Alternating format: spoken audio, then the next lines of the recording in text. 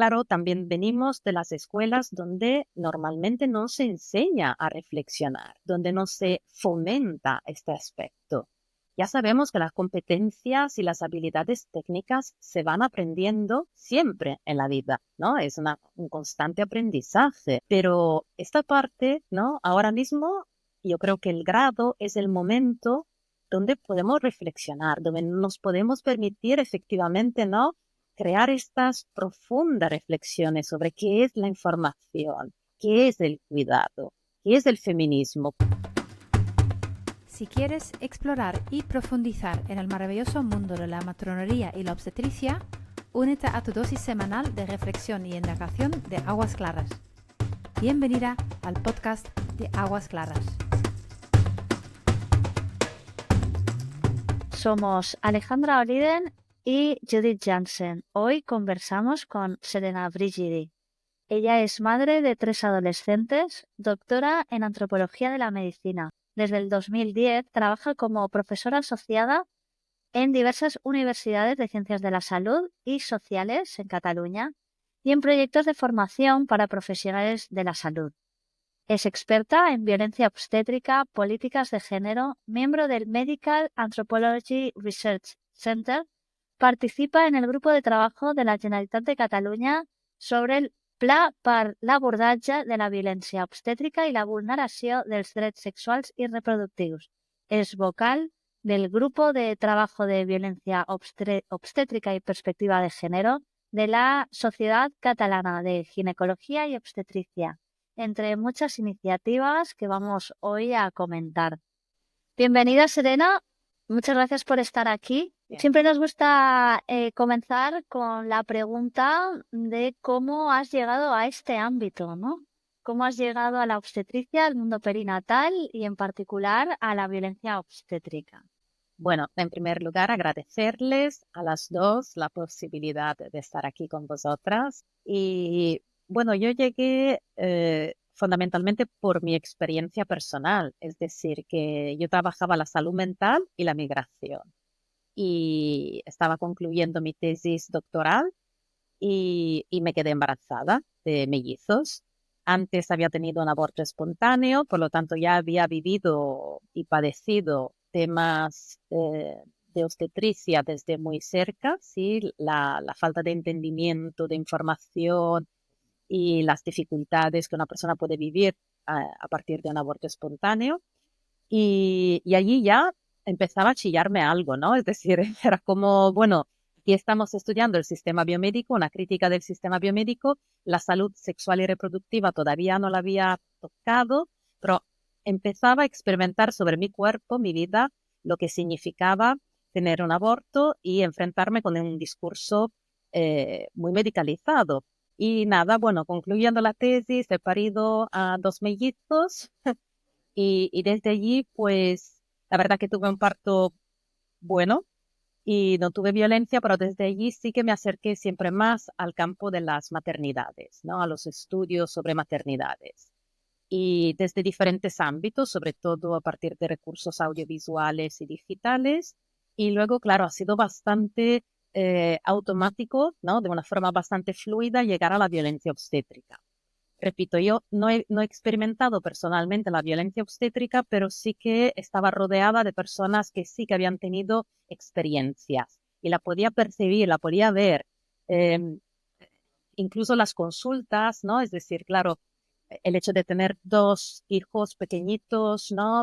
Pues claro, hay siempre un confín, una línea muy sutil, ¿no? Con un proceso muy vinculado con la medicalización, vinculado realmente con esa estructura rígida, ¿no? También sobre la lactancia materna. Allí habían cositas, ¿no? Y entonces, claro, la reflexión se ha ido siempre más desarrollando hasta entrar en Donayum, conocer a Alejandra, ¿sí?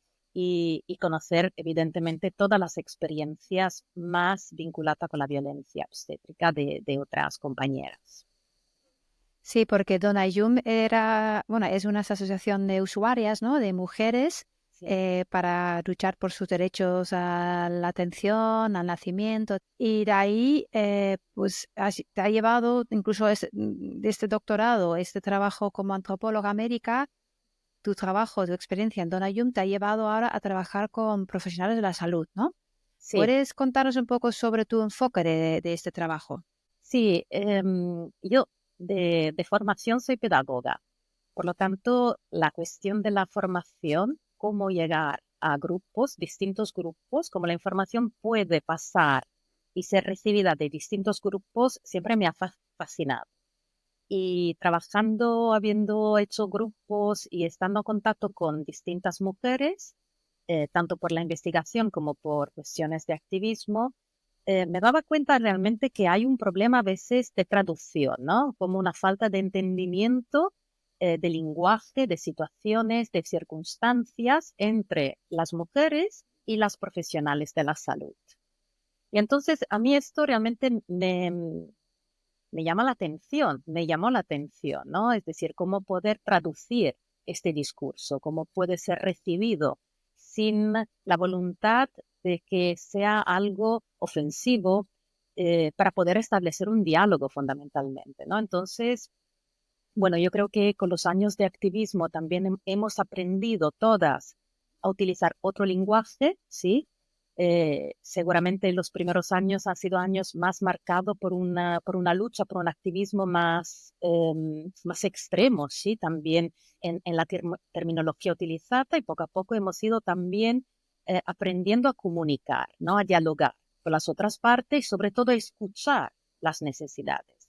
Fundamentalmente, claro, cuando hay situaciones que cada uno está diciendo cosas distintas, es una falta de escucha, ¿no? Entonces ahí nos pusimos en escucha y me parecía fundamental, después de estos años escuchando a las mujeres, pues escuchar las necesidades de las profesionales de la salud sexual y reproductiva. ¿Qué necesitaban? Pues qué estaba pasando, qué opinaban ellas. ¿Sí? Más allá de, pues el concepto de violencia no me gusta porque, claro, significa que yo estoy ejerciendo de forma intencional violencia. Más allá de esto, sí, había realmente siempre ha habido un discurso muy profundo, con mucho sentido, donde de allí hemos podido sacar cuestiones de violencia estructural, violencia laboral, ¿no? Muchas formas de violencia que ellas mismas estaban padeciendo. Y ahí creo que empezamos a dialogar. Y si dentro de ese enfoque, ¿cuáles son las herramientas que sueles utilizar? Bueno, como herramientas, realmente, pues, en primer lugar, dedicar tiempo. Sí, son herramientas realmente muy sencillas, ¿no? Pero son profesiones, bueno, no hace falta decirlo, pero realmente son profesiones duras por diferentes circunstancias, porque el ambiente es hostil, porque el trabajo es duro también, porque también nuestra vida es compleja, ¿no? Entonces, claro, poder dedicar un tiempo a estas personas, un tiempo de calidad para escucharlas, es algo muy importante, ¿no? Generar un espacio donde podamos tener una entrevista en profundidad, que sientan que se puedan fiar de mí, ¿no? Que no es solo un tema de investigación, pero que, que realmente me interesa y la finalidad es una mejora del servicio, ¿no? Que todo el mundo pueda estar bien. Las mujeres quieren estar bien, las profesionales quieren trabajar bien, entonces el punto en común es esto, ¿no? Y a raíz de esto, pues también, ¿no? Poderles dedicar estos tiempos. Y luego para mí el método antropológico eh, es poder, ¿no? El poder observar, por ejemplo, el ambiente donde están trabajando. Es algo fundamental porque muchas veces en las entrevistas ellas te cuentan determinadas circunstancias, pero cuando tú estás allí, ¿no? Estás haciendo también un turno con ellas, ¿no? Toda una noche, por ejemplo, ahí te das cuenta también de la carga laboral, de qué significa, ¿no? Por la mañana salir del trabajo y enfrentarte a los hijos que van al cole, al desayuno, y esto te hace reflexionar y realmente entrar en lo que significa también la parte de la persona, ¿no? No solo la profesional, también la parte de la persona. Yo creo que esto es otra herramienta o otra manera de ver las cosas. No estoy solo hablando con profesionales de la salud, estoy hablando con mujeres, estoy hablando con personas que tienen esto, ¿no? La complejidad de la vida del cada día. ¿Y entonces es un trabajo muy uno a uno o también haces más a nivel grupal? Algo también a nivel grupal, depende. depende de la circunstancia y del proyecto de investigación también. Ahora estamos intentando desarrollar grupos con técnicas artísticas y profesionales de la salud, ¿sí?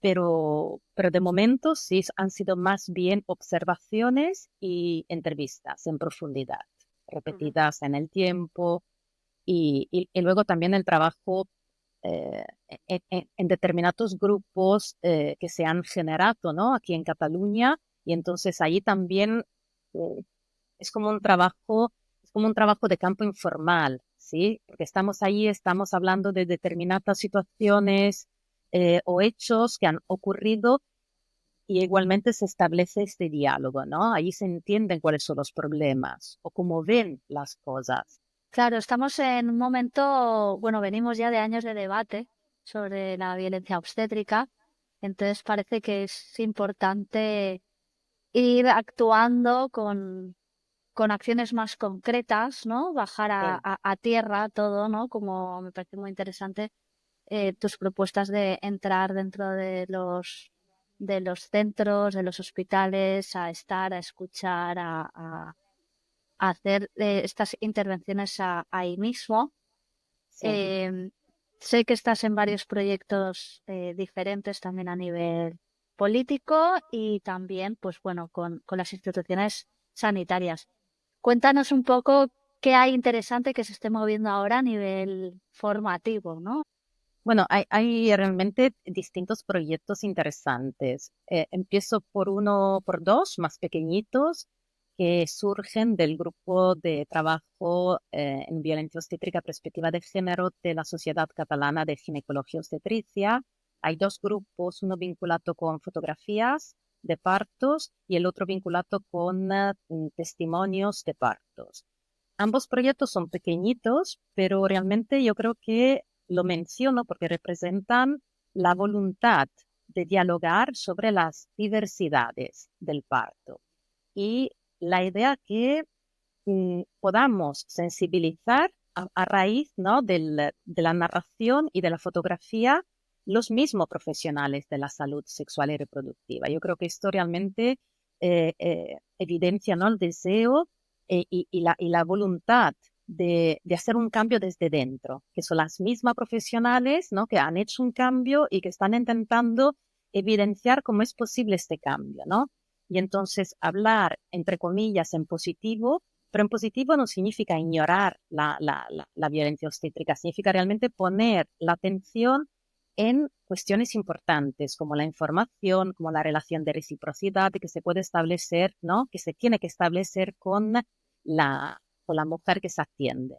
Entonces, la evidencia de distintas imágenes de partos, a pesar de ser un parto con cesárea, un parto en determinados contextos, pero allí, ¿no? Es la relación personal con las mujeres.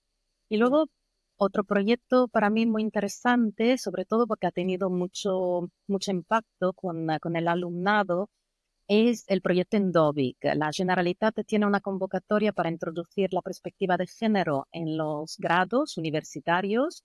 Es una financiación interesante que sale cada año y entonces está vinculada con estudiantes de grado. Yo presenté un proyecto sobre violencia ginecológica obstétrica con estudiantes no solo de ciencia de la salud y medicina, pero también lo habría antropología, derecho, trabajando la violencia obstétrica. Claro, habían unas 20 plazas y claro, alcanzamos en 3 días las 40, ¿sí? Matrículas. Y se quedaron fuera muchas personas que estaban interesadas en participar. Y este proyecto lo trabajaremos con mapeos corporales, fotografías narrativas, para luego trabajar casos clínicos con habilidades no técnicas en violencia ginecológica obstétrica. Esto también para mí evidencia un cambio, ¿no? Un interés que hay en distintas áreas del alumnado sobre estos temas que son actuales, ¿sí? Y luego, claro, hay también otros dos proyectos, esto más, entre comillas, más estructurado con un grupo de trabajo más grande. El primero, el LIPOV, que es un proyecto europeo y donde estamos participando. Yo estoy liderando la parte justamente de formación de profesionales de la salud y también personas interesadas en formar a profesionales de la salud. Y este proyecto también se centra muchísimo en técnicas artísticas y simulaciones. Soy muy fan de las simulaciones. Creo realmente que es una herramienta estupenda para poder trabajar. Evidentemente, como yo soy antropóloga, las simulaciones tienen siempre una base no clínica, ¿sí? Es decir, trabajo siempre las competencias, las habilidades no técnicas, introduciendo cuestiones vinculadas con la diversidad.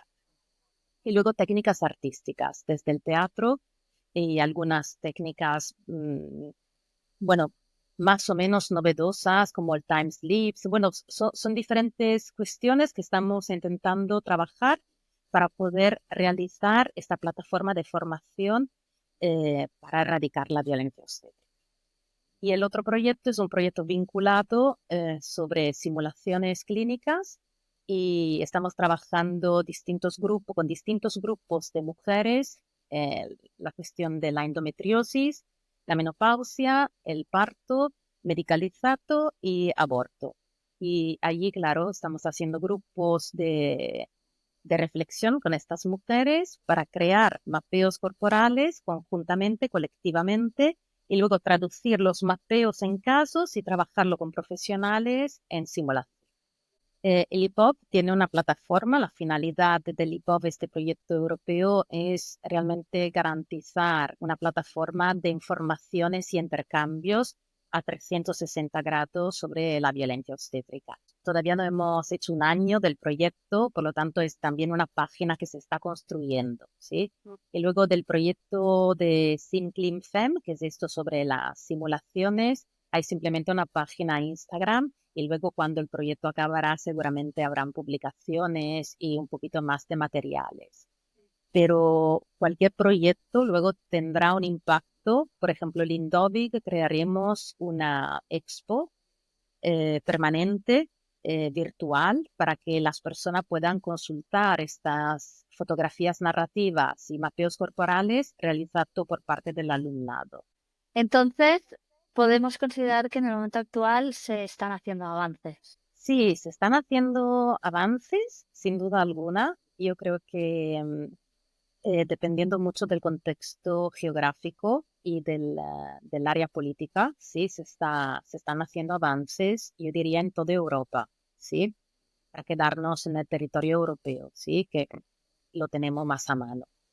Aunque siempre me parece importante pensar y decir que ya no estamos en un momento donde, como antes, que era importante hablar de violencia obstétrica. Ya hemos hablado de violencia obstétrica. Es muy importante ahora mismo cómo estamos hablando de violencia obstétrica. Creo que es una diferencia sutil, pero fundamental. Entonces, el cómo significa qué información estamos pasando, qué imágenes estamos elaborando, qué estamos pidiendo también, ¿no? Porque yo creo que es el momento también de aterrizar más el conocimiento. No solo tenemos que hablar, por ejemplo, de una falta de información, pero concretamente delinear qué es esta información, ¿sí? Que necesitamos, que queremos, pero tenemos que aterrizar más el conocimiento. Sí, crear contenido incluso muy, muy práctico y muy concreto, ¿no? Sí, Sí, estoy de acuerdo, sí. muy ¿Y, práctico, sí, sí. ¿y qué papel piensas tú que juegan las comadronas, ¿no? Las matronas en este contexto de transformación? E incluso en luchar por una atención más respetuosa, ¿no? Porque Sí. ese es en realidad el objetivo en ello, ¿no?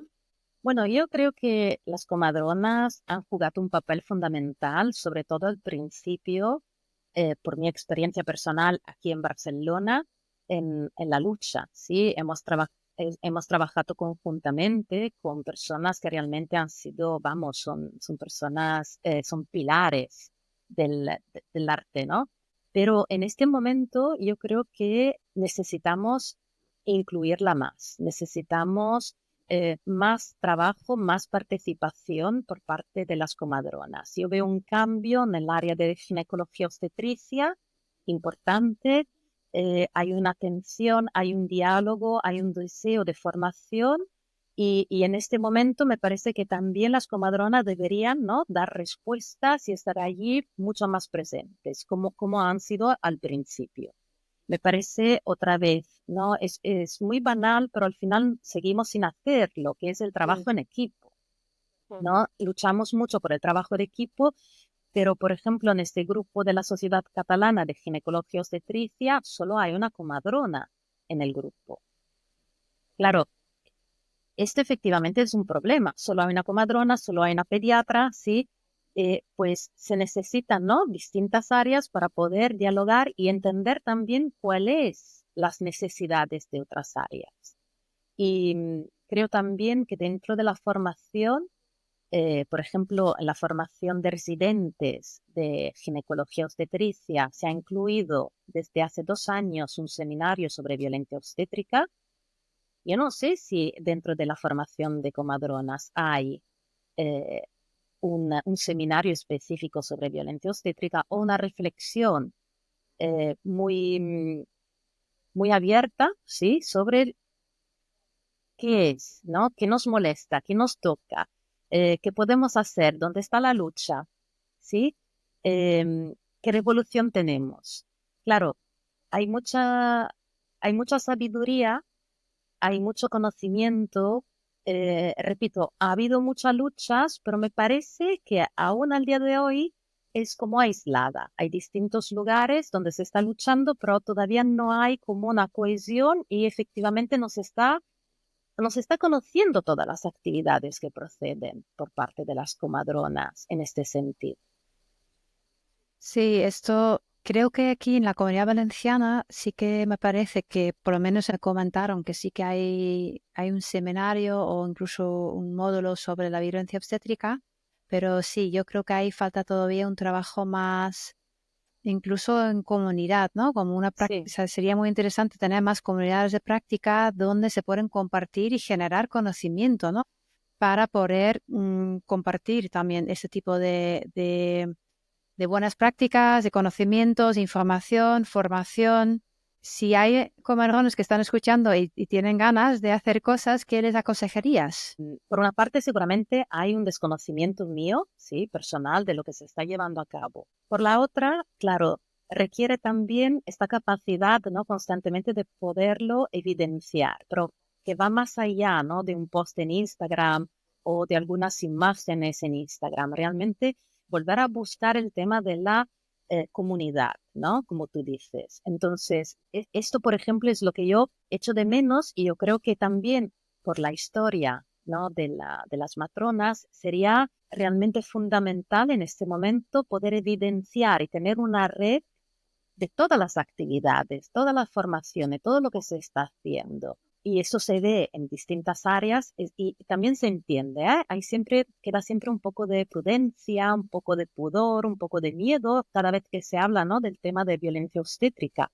Tal vez se hacen cosas, pero no se pone de forma tan evidente por miedo a la repercusión. Esto es otro punto también, ¿no?, bastante interesante. Las repercusiones que viven las profesionales de la salud cada vez que están trabajando para erradicar la violencia obstétrica. Lo que tenemos es efectivamente la comunidad. Cuando nos juntamos y estamos entre muchas personas haciendo esto, pues somos más fuertes y al mismo tiempo también más protegidas. Por lo tanto, evidenciarlo, ponerse en contacto bueno, con vosotras, conmigo, con otras compañeras para poder crear una red, que es fundamental.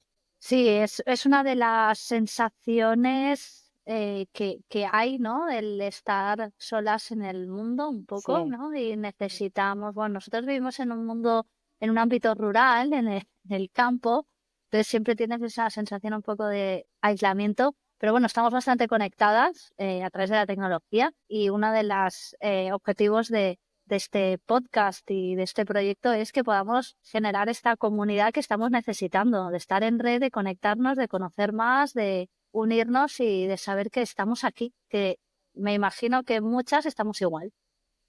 sí, Estamos aquí y hay que trabajar para seguir tomando acción aprender nuevas herramientas, ¿no? Todo lo que comentas, no solo de la comunidad, sino de aprender a entender qué es la información, a reflexionar, bueno, a construir el cuerpo de conocimiento que dices, Judith. Que me imagino que, por un lado, trabajas con diferentes profesionales de diferentes ámbitos, pero también es muy intergeneracional, ¿no? Tanto como las experiencias de las mujeres como las experiencias de profesionales de diferentes edades. ¿Cómo Sí. ves a las futuras generaciones? A ver, las nuevas generaciones a veces me sorprenden mucho por la profundidad de reflexión y la capacidad de diálogo intergeneracional que tienen. A veces realmente me quedo asombrada, ¿no? De las habilidades, también la capacidad y el deseo, las ganas de lucha que tienen. Pero también tengo que reconocer que esto depende mucho del contexto donde voy impartiendo clases, por ejemplo, ¿no? Entonces cambia mucho, ¿no? La ciudad de las áreas más rurales, cambia mucho si son estudiantes de 18 años o son estudiantes de tercero, de cuarto, por ejemplo, si ya han hecho prácticas y la familia que tienen, si dentro de las escuelas de los ciclos anteriores han trabajado cuestiones de género, de feminismo, han hecho una reflexión, han visionado, por ejemplo, determinadas películas. Esto cambia mucho, ¿no? Pero también otra vez te devuelve un poco la idea de cómo esta reflexión está aún vinculada con el privilegio, con el acceso, ¿no? A determinadas informaciones.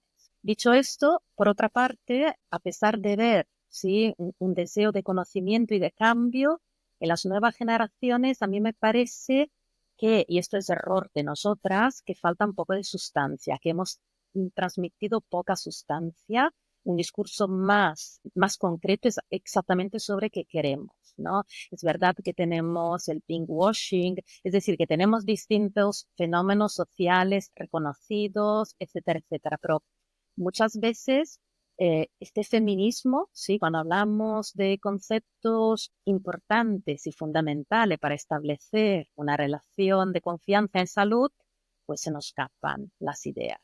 No somos capaces también a actuar una reflexión sobre nosotras mismas y lo que estamos transmitiendo, pues evidentemente tiene también un sesgo. Lo que quiero decir con todo esto es, seguimos es un ejemplo paralelo, ¿no? Que nadie es racista, sí que somos racistas, ¿no? Entonces, claro, tenemos que ir un poquito más allá, ¿no? Cuando tú presentas determinados temas, todo el mundo está de acuerdo, por supuesto, claro que las mujeres deberían, claro que no se debería entrar en la habitación sin saludar, sin presentarse. Vale, pero cuando te estoy diciendo que lo estamos haciendo, sí, allí ya hay como no, pero yo no. Entonces, falta realmente la posibilidad de experienciar esta formación, de vivirla, ¿no? De tener un cuerpo dentro de estas ideas, de estos conceptos, que probablemente llegará, sí, llegará con la edad, llegará con el embarazo, llegará con un parto, sí, asistiendo a un parto o viviendo un parto. Pero claro, si se tuviera la posibilidad de reorganizar la formación universitaria y vivirla de una forma más práctica, ¿sí? Utilizar más elementos de reflexión y menos competencias técnicas, tal vez cambiaría algo. Creo que ahí has puesto realmente el dedo, ¿no? Sobre la herida, porque creo que es una parte importante. Obviamente, como que las competencias técnicas son súper importantes, ¿no? Pero no hay que dejar de lado todo lo que es el trabajo humano, el trabajo de diálogo, sí, trabajo personal, ¿no? Incluso interpersonal de lo que se debe hacer para poder acompañar esos procesos vitales tan importantes. Me parece un comentario además muy interesante lo que has dicho, de reorganizar las formaciones, y yo añadiría incluso buscar un tipo de reorganización de sistemas también, ¿no? Para Sí, poder ofrecer espacios incluso más amables para los profesionales que tengamos que trabajar dentro, ¿no? Para que yeah. nos nutren y nos cuidan también. Más que sean ambientes hostiles, lo que has empezado a Claro. contarles, ¿no? Al principio de la entrevista. Sí, claro. Muchas veces en clase, ¿no? Hablamos mucho de cuidado, ¿sí? Cómo proporcionar un cuidado, el cuidado desde una visión incluso transcultural, etcétera, etcétera. Pero cuando hay una compañera que por razones distintas, lo está pasando mal, no somos capaces de acompañarla. Y esto es un clásico dentro de una clase. Pues lo aprendo de forma teórica, pero no soy capaz a vivirlo, a sentirlo, ¿no? No soy capaz a poner un cuerpo allí y una reflexión más profunda. Claro, también venimos de las escuelas donde normalmente no se enseña a reflexionar, donde no se fomenta este aspecto. Ya sabemos que las competencias y las habilidades técnicas se van aprendiendo siempre en la vida, ¿no? Es un constante aprendizaje, pero esta parte, ¿no? Ahora mismo yo creo que el grado es el momento donde podemos reflexionar, donde nos podemos permitir efectivamente, ¿no?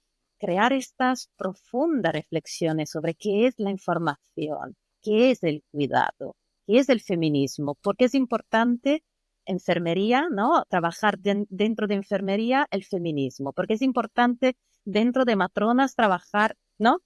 Estas reflexiones que luego, evidentemente, la vida adulta, por la complejidad que conlleva, ya en grupo es muy difícil hacerla, a menos que tú no tengas una comunidad de apoyo.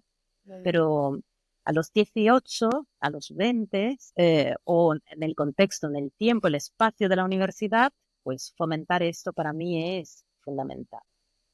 Pues vamos a dejarlo aquí porque seguro que podamos seguir hablando horas de muchos temas y por hoy quiero darte las gracias por estar aquí con nosotras, por compartir un poco de tu sabiduría y sobre todo tus observaciones, ¿no? Porque parte de tu trabajo se basa en eso, ¿no? De haber visto, de haber estudiado, de haber investigado, compilar ese conocimiento en algo, en propuestas concretas. Muchas Bueno, gracias, Serena. muchas gracias a vosotras, un placer. Enhorabuena por el proyecto.